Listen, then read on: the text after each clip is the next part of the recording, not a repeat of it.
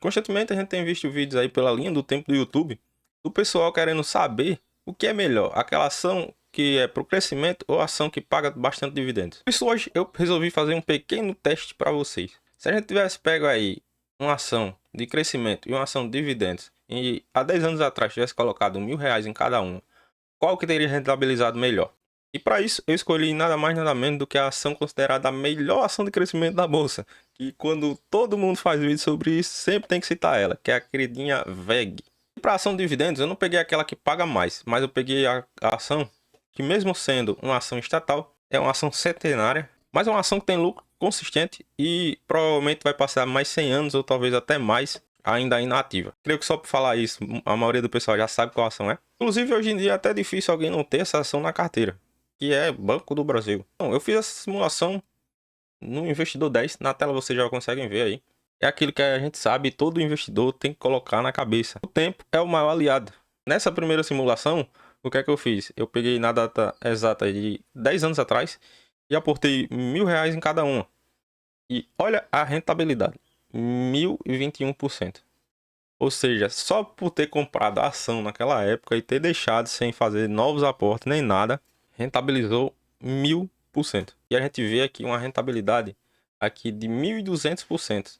Então é a variação junto com os dividendos. É tudo que essa ação rentabilizou nesse período. A rentabilidade inclui a variação, que no caso seria a valorização ou desvalorização que a ação teve nesse período, e também os dividendos que ela pagou. Então, revelando aqui os números, exato 10 anos atrás, no caso no dia 6 de 11 de 2015, R$ 1.000 em Banco do Brasil teria dado 109 papéis da ação, e R$ 1.000 em VEG teria dado 173.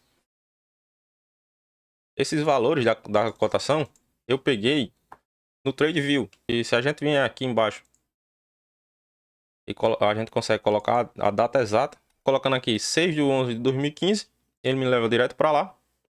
E aqui eu consigo pegar a cotação. O que é que eu fiz? Eu peguei a cotação máxima do dia, que olhando ali em cima, eu vou marcar para vocês aí na edição, a gente consegue ver a cotação máxima que a ação chegou naquele dia. Então peguei a máxima para não ficar naquela, tipo, pegou no mínimo da cotação, então teria a rentabilidade. Não, peguei o máximo daquele dia e pronto. E eu fiz da mesma forma com o VEG, que no dia a cotação máxima foi 5,97. Então, como vocês podem ver, 5,97 e 9,11. Eu coloquei as cotações dessa forma. Esses outros lançamentos aqui é porque no período, que no caso aqui foi em 2018, e aqui outro em 2021 e 2024, teve desdobramento das ações e também teve bonificação aqui da VEG. E no caso a gente recebeu mais 51 cotas nesse período. Então, dos R$ 1.000 investidos, o patrimônio virou 24.655. Aqui está como 2.198 investido por causa daquelas bonificações. Por isso que eu mostrei ali, para não ficar aparecendo que teve algum valor a mais. Foi só os R$ 1.000 mesmo. Quando a gente vem para variação, a gente vê a diferença gritante. VEG teve uma valorização de 1.531%. Enquanto o Banco do Brasil teve uma valorização de 401%. Enquanto o Banco do Brasil teve uma valorização de 401%. Mas adicionando aqui a rentabilidade, a gente vê que o valor real do Banco do Brasil seria 649%. E o de VEG seria 1.664%. Porque aqui inclui os dividendos. E no caso, o VEG não é conhecido por ser uma boa pagadora de dividendos, né? Na verdade, ela até paga bastante dividendos. Mas por conta que o preço dela sempre está esticado demais, porque é uma ação que está sempre bem precificada ali, o pessoal compra bastante. Então acaba que o dividendo dela acaba sendo baixo. Quem comprar agora, por exemplo, no preço que está, vai receber só 1,91%. Mas para você ver a importância de comprar a longo prazo. Porque quem comprou naquela época, no caso, estaria hoje com um yield on cost de 31,17%. Óbvio que, tipo, provavelmente não estaria com esse yield on cost, por causa que se você for reinvestindo, isso aqui vai acabar diminuindo com o tempo também. Porque isso aqui é referente ao valor que você pagou na cotação. Então, nessa primeira simulação, a gente vê que VEG ganhou aqui de lavada, né? Das ações do Banco do Brasil. Porque para uma ação de crescimento, essa é justamente a proposta. Você colocar e o seu capital crescer. E uma ação de dividendo é o quê? você colocar dinheiro e com os proventos que ela pagam, você reinvestir. Então, eu fui e fiz isso. Óbvio que eu não fiz da forma que deveria exatamente ser feito. Que seria sempre que pagar provento, você ir lá e recomprar a ação ou comprar uma ação que estaria mais contada naquele momento. Cadastrei aqui, no caso, da mesma forma que eu tinha cadastrado na outra carteira. Então, comprei as mesmas 109, comprei os mesmos 109 papéis a 9,11. Só que os dividendos que foi recebido aqui em 2015, eu reinvesti aqui no início de 2016. E os dividendos que foi recebido em 2016, eu reinvesti no primeiro dia útil aqui de 2017. E assim eu fui sucessivamente, ano a ano. Então, primeiro ponto, a gente já viu aqui que a variação diminuiu, porque como eu fui reinvestindo, aqueles últimos proventos que foi investido, eles vão demorar até ganhar valor, se valorizar novamente.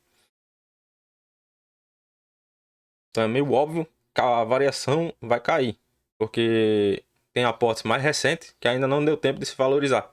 Falar em dividendos, nesse período, a gente teria recebido cerca de 4.225 aqui, só de Banco do Brasil. E tirando aqui esses 490, o restante todo foi reinvestido. Eu até fiz uma planilhazinha aqui. Eu fiz aqui uma espécie de planilha meio bagunçada aqui. Onde eu peguei o que sobrou do primeiro aporte, que no caso foi R$ 7, que somei com os dividendos do ano de 2015. E no caso aqui me deu R$ 48,27 para aportar. Eu fiz o aporte e com o aporte deu R$ 45,71. E assim eu fui fazendo sucessivamente a cada mês. Dá para ver lá as somas e os valores que eu fui fazendo mês a mês. Tá, beleza, mas e aí? O que é que essa simulação resultou? Resultou em um patrimônio total de 31.787. Então a gente já vê aí que, querendo ou não, a questão de reinvestir os dividendos faz sim diferença. Porque em questão de patrimônio, pelo menos, já deu bastante diferença. Porque se a gente pegar o patrimônio da primeira carteira, que no caso aqui seria o lucro total, 26.522,68. E pegar o da segunda simulação, que foi um lucro total de 31.692,33. Dá uma diferença aí de R$ 5.169,65. Então a gente já vê que só pela questão de estar reinvestindo os dividendos, já deu um aumento de mais de R$ 5.000 no patrimônio total. Reinvestindo os dividendos em Banco do Brasil, a gente terminou com um valor total de R$ 12.115,80.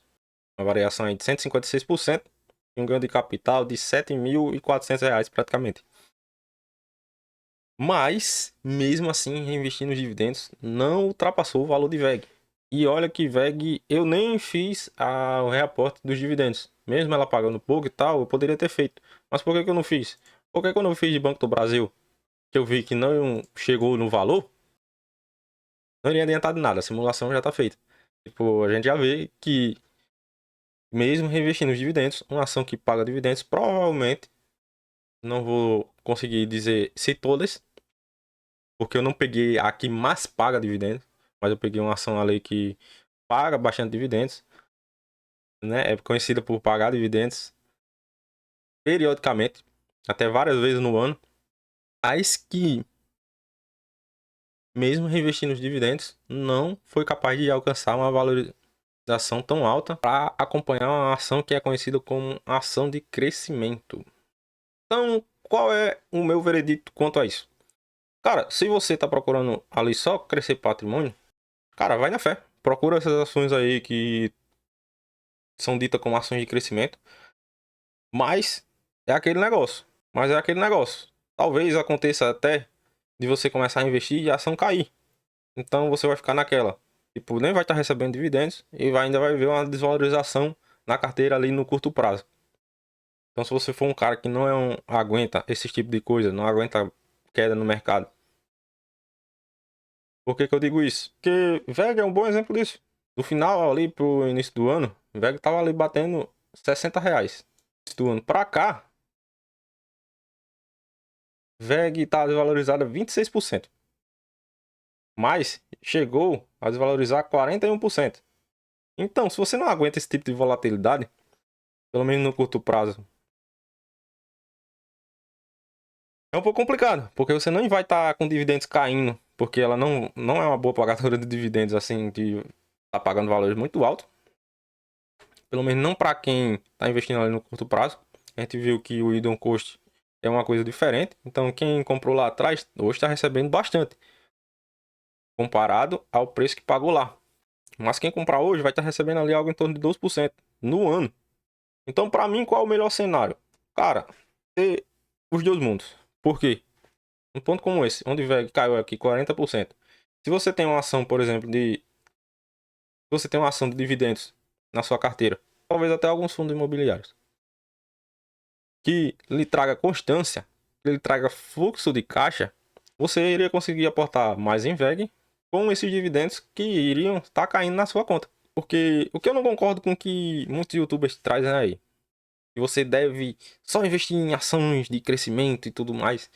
Mas, cara, num caso como esse, onde cai 40% do seu patrimônio, tipo, se você tem lá 100 mil reais investido, se você não é um cara que tem bastante dinheiro para estar aportando todo mês, igual eles têm, por isso que eles falam isso, que vocês têm que botar em ações de crescimento, você provavelmente não vai ter um dinheiro para aportar numa hora dessa. Então, se você tem uma carteira que gera fluxo de caixa, gera renda todo mês, você vai estar também conseguindo essas oportunidades e estar comprando ações com desconto. Principalmente os caras que são youtuber grande, que tem aí carteiras de 100 mil, 200 mil, 1 milhão. Sempre tem dinheiro entrando na conta deles. Seja pelo canal do YouTube, seja por alguma parceria que eles têm. Então, faz sentido para eles estar aportando em ações de crescimento. Porque tá sempre entrando dinheiro ali. Então, eles vão sempre ter dinheiro para aportar. Mas a gente que tem ali um valor limitado por mês, que eu seja o dono da verdade. Mas eu acho que faz mais sentido. Porque aí você vai estar conseguindo aproveitar esses momentos para estar fazendo mais aportes. Isso conta também muito com o emocional, porque você vê uma ação despencando 40%, não é fácil. Então vai lá, você que trabalha todo dia, tá ali investindo, pega seu dinheiro, tipo, pensando no futuro. Do nada você vê uma desvalorização aí de 40% na sua carteira. Você conseguiu, sei lá, juntar 10 mil reais lá, demorou pra caramba. Aí você tem VEG e mais umas 3 ou 4 ações na carteira, porque fulano diz que é melhor você só aportar em ações de crescimento. E a gente não vê muita ação que é considerada ações boas para crescimento mesmo. Então são ali no máximo mais 8 ações que são realmente que a maioria dos gurus aí ensinam e diz que é boa para crescimento e tudo mais. Aí para conta ficar fácil, vamos dizer que você tem 10 mil reais e você tem 4 ações. VEG é uma delas. Aí VEG caiu 40%. Então você teria aí, digamos que 2.500 aportado em VEG, certo? Se você tira 40%, iria para 1.500. 1.500, R$ 1.000 de perca, provavelmente são meses de um aporte de uma pessoa que ganha aí um salário mínimo e quando consegue guardar alguma coisa para estar aportando. Então esse é o meu questionamento. Você talvez conseguiria ver uma desvalorização de R$ 1.000 aí do nada na sua carteira? Eu imagino que não. Isso estou colocando só a desvalorização como se fosse só de uma ação. Mas o que é que garante que as outras também não iriam desvalorizar? Até porque, nesse mesmo período que o VEG teve essa desvalorização, outras ações também tiveram. Mas a maioria das outras ações caiu bem menos do que 40%. Então, eu ainda acredito muito nisso. Que diversificar é muito melhor do que estar colocando só num tipo de ação e acontecer momentos como esse e a gente acabar se frustrando. E às vezes até vendendo a ação no prejuízo. Eu falo isso porque eu sei que a maioria das pessoas são curto-prazistas. Então, elas vão estar sempre olhando ali o jeito que está a carteira naquele momento. Não vai pensar lá no futuro. Então, ação de crescimento é para quem está realmente focado e pensando lá na frente mesmo. Como vocês puderam ver nessa simulação. Tipo, logicamente, não é tudo que vai valorizar 1.500%. Mas o tempo, com certeza, é o maior aliado do investidor. Então é isso. Se você gostou, se você quer mais vídeos assim, não esquece de se inscrever aí e acompanhar a gente.